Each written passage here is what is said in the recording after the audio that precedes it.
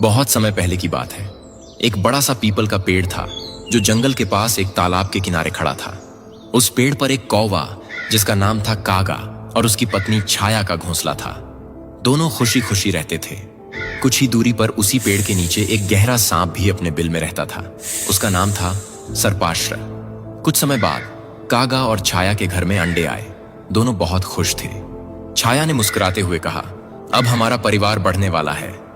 लेकिन जब कागा और छाया भोजन के लिए बाहर गए हुए थे, उसी दौरान सर्पाश्र ने मौका देखा और घोंसले में चढ़कर अंडे खा लिए।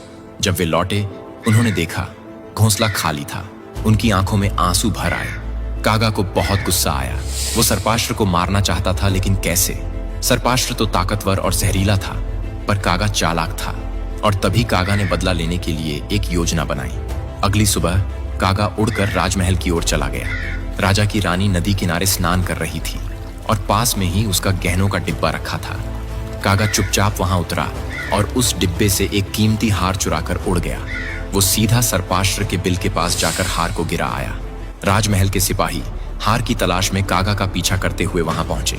जैसे ही एक सिपाही ने हार उठाया, बिल से सर्पाश्र निकलकर फुफकारने लगा। सिपाहियों ने डंडों से उसे मार डाला और हार वापस ले गए। अब कागा और छाया निर्भय हो चुके थे।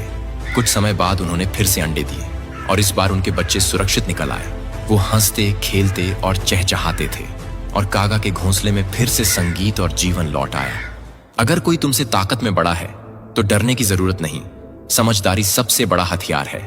शक्तिशाली वही है जो बुद्धि से समय का इंतजार करता है, न कि गुस्से में सब कुछ हार देता है। कभी कभी जवाब गुस्से से नहीं, जिम्मेदारी से दिया जाता है। और जब समय सही हो तो सबसे चालाक ही सबसे बड़ा विजेता बनता है।